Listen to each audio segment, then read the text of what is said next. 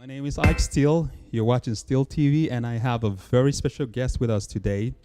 I have Miss Juliette. Go ahead and introduce yourself. I'm Juliette Hagerman. I am the producer and one of the coordinators for MBGN. And for those of you that don't know, MBGN stands for Most Beautiful Girl in Nigeria. Now, I understand Most Beautiful Girl started, was it in 1986 or somewhere around that? Before then, I personally did not come into it until the 90s, so I wasn't quite around in the 80s at all. Okay. Now, when did you come in as the program director, right? Is that what you do? Producer. I'm the producer. The producer. Coordinator and one of the choreographers. Oh, okay, wonderful. So you came into that production when? In 1999 is when I started with it. In 1999, yes. And you've been running the show in Nigeria. Yes, ever since, every year. Wow, was that your first time coming to Nigeria to run this, to produce this show? Actually, no, it wasn't my very first year. I had started with an international fashion show. With the international fashion show, that was my first time there, my first time working in production there, and my first time seeing everything, which I really enjoyed. Wow. Well, Juliette, before we go any further, just tell us a little bit about yourself and your background, okay? Okay, my background is I started working in the studio, in Paramount Studios, back in the 90s. And I went from there to Universal. I worked at several studios, is what I did. I actually did casting, is what I did. I also produced a lot of international fashion shows. I worked between Los Angeles and New York, did some work also in the UK and several other places. I actually met Ben Murray Bruce, who is now Senator by Elsa. Yeah, yes, I met him here when I was working at Paramount. And at the time of me working, he was coming around and buying shows for Nigeria. And I met him through one of the other producers over at Paramount. And at the time, they were just letting him know that I do a lot of fashion shows. Right. So he came to me and told me, I love fashion shows and I would love to do some of those back in Nigeria. So I actually got a chance to take him around to a lot of different fashion shows and fashion things that I was doing around Los Angeles. Yes. Yeah, right. And at the time, he was telling me, I really, really enjoy stuff like this, and we really want to have this in Nigeria. Wow. So can you come to Nigeria and do some things like this, produce some shows? And I told him, certainly I can do that, but he had no idea that 2 weeks after he left, he was going to send me a ticket saying, come now. So when he approached you, you thought it was one of those things people talk? Yeah, I thought maybe just kind of talking and just talking of something he would like to do. Wow. I didn't know he wanted to do it like right away. Yeah. Yes. 2 weeks after? Yes. You had a ticket to come to Nigeria? Yes. And on that first trip, how long did you stay in Nigeria when you got there? I stayed, I believe, an entire month. And that was just for an international fashion show, because I did everything. I set up the entire casting, where they had thousands of girls showed up back then. Right. I did a lot of radio interviews, television interviews. I trained all of the girls who were involved in my fashion show. I brought designs from the U.S., so we had to do fittings for all of the girls. Put together the entire show, and the show came out to be a very good success. Wow. Because they weren't used to having a lot of couture shows back in '99 in Nigeria. So that was actually one of the first shows that a lot of the people there had seen as far as a couture show. Now, do you by any chance remember where that show took place in Nigeria? Yes, it was at the Echo Hotel. Echo Hotel. Yes. Well, that's a very renowned hotel, Yes. very prominent place Yes. where a lot of international, events take place. Correct. Now, how was your whole experience with Nigeria, with the food, with the culture, and the lifestyle? Okay, when I first got there, of course, things were quite different than they are now when I go. But when I first came there, it was a little difficult for me for the food, because I don't eat really spicy food. But I found a lot of things that I loved, such as the plantain. And of course, I love rice, and I love coconut rice, and I love chicken cooked any type of way, as long as it's not hot spicy. Right. So I actually started enjoying some of the food, but I just couldn't eat the spicy food. Right. As far as the experience with the people, they actually had the opportunity to take me around to a lot of concerts, and I really fell in love with the music. Right. I love the music there. I get a chance to get out and see some of the culture in some of the villages, which is something I had no experience at seeing in person, only on TV. Right. So I was very, very fascinated when I went out to the villages and met a lot of people from all over Lagos and several other places. Wow. So I know we're going to come back to your experiences, but would you say that everything that media the way media portrays Nigeria here in America, like CNN and all the media, how they portray Nigeria and Africa, was that close to what you saw, or was that a shock, culture shock to you when you got to Nigeria? It was absolutely a shock for the simple fact of half of the things that I was shown, especially by the Murray Bruce family, was nothing like. Nothing close to what you saw on TV. I mean, the fabulous homes, the buildings, the way people dressed, you saw nothing like that on TV. Wow. Everything on TV, for the most part, was where they would show the babies with the flies in their eyes and starving people. Starving, hungry people. So I assumed that the majority of Africa and Nigeria was like that. I had no idea of the major cities and just the people, their culture. It had evolved, so to speak. Wow, that's amazing, because even for me, when I came to the United States in the 90s too. I first came to Texas. When my conception or premonition of Texas was that I was going to see cowboys, people riding around in horses. That's so funny. I was actually looking forward to seeing houses built with like in the movies.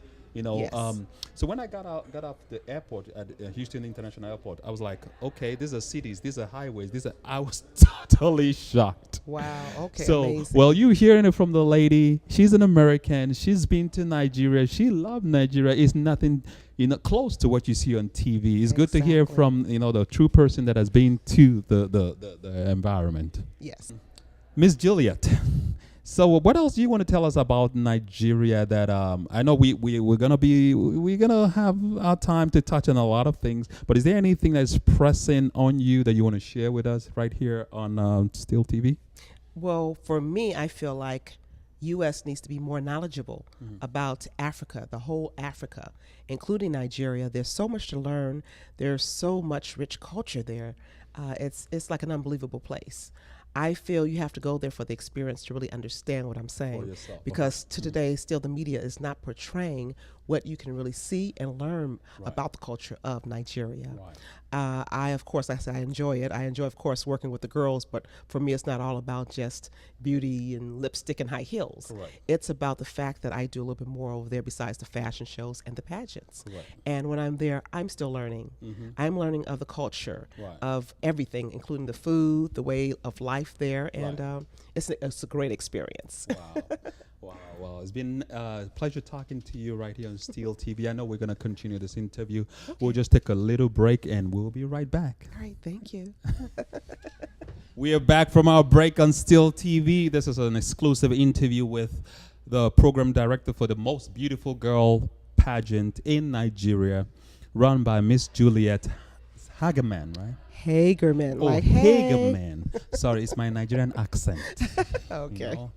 Miss Juliette Hagerman. Yes. So she is the program director, the producer of the Most Beautiful Girl pageant in Nigeria. And now you were telling us about your experiences in Nigeria, which is very different from what the media shows you on CNN and places like that. Now, aside from all the good stuff, what is the one negative experience, one bad experience that you had in Nigeria? Well, I was doing an event and everything was going very well. And it just so happened all the lights went out. Everything went out and was out for, I think, almost 20 minutes. And they didn't have a generator.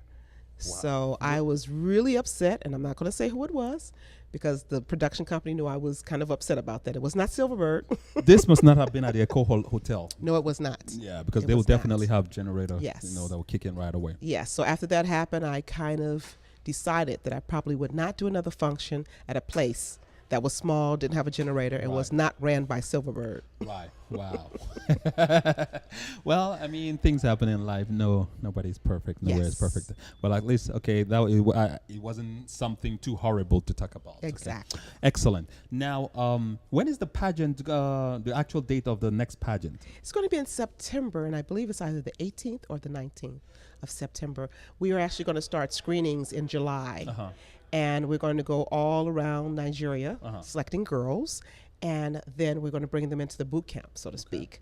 For 2 weeks, they go through training where I do a whole grooming process, whether it's dealing with them learning how to do their makeup for those who don't know how, or to how to touch up on their makeup, etiquette, how to present themselves in front of the public.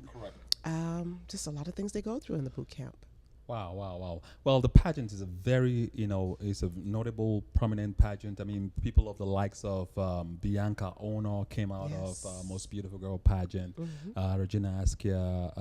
Bonnie Durango, Right, right, right. who I won think who won Miss Miss World, World, right? 2001, yes. Correct, correct. So it's a very reputable, notable pageant. And Yeah. I read, part of the history how when you guys started, it was hard to get girls to come to do the Yes, pageant. But it was. after Abani won. Abani won Miss World, now you guys don't have to sell anything. No. People are just Well, that coming was the to- problem. yeah. Before I came, they were having practically any type to be Right. involved in the pageant. Well, there is nothing wrong with that. Right. But if you're trying to compete on an international level, you have to get something that's going to be able to compete. True. So when true. they brought me into the pageant, that's when I said, well, I need to change the whole concept of the type of girls you have coming in Right. and make it more comparable to the girls of Miss World and Miss Universe. So you're the one that insisted on the height requirement and Yes, all those other absolutely. requirements. Absolutely. Okay, I knew what it'd see. take to get an international queen. Right. So I said, if you want an international queen, this is what we're going to have to do. Correct. So Ben Murray Bruce at the time was working with the pageant, and he totally agreed. He said, pageant is yours, do what you want with it. So I Wow. took it over from there and wound up with the queen. We made history. I helped to make history for MBGN. Excellent. You did. You sure did. You sure did. Well, you're doing a lot of stuff. Congratulations on your You're welcome. successes. And what's next for you? I mean, you've done this pageant for some time now. Do you have any other aspirations, things you want to conquer? I do, because I mean, there's so much that I do. I definitely want to do some more international fashion shows over there.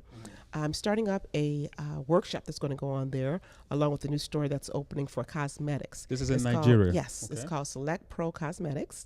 They've already had some in one of the stores, which was occasions and events. But now what they're going to do is open a bigger store with it. And we're going to do everything from a lot of promos to big fashion shows. We're going to have a Face of Select Pro, which we did once before, but we stopped it, but we're going to bring it back. And then we're going to have a big workshop for young ladies who's interested in their image, Wow. whether it be for the stage or just for everyday life. Right. So like an etiquette school. Yes, so to say. exactly. When is this all starting up? I am hoping to get it back started up possibly in about 2 months. Oh, really? Yeah, I'll see when Wow, I so get it's just there. around the corner. Wow. I'll see when I get there. Wow. I thought it was something like in, in the next year or so. No. You're like on it already. Yes. Wow. Congratulations. I wish you the very best on that. Thank you. And whatever we can do to help or to be a part of Most Beautiful Girl pageant, let us know on STeeLE TV if you want us I to will. be on the red carpet interviewing your girls during the day of the pageant. Just all you need is just send us a flight ticket and we'll be there. Okay. Thank you. It's been a pleasure talking to you, Miss Juliette Hagerman, and thank you for spending this hour with us on STeeLE TV. You're welcome. Thank you. Any last words? No, guess that's about it. I hope to see you all at my show. We'll be more than happy to be at your show.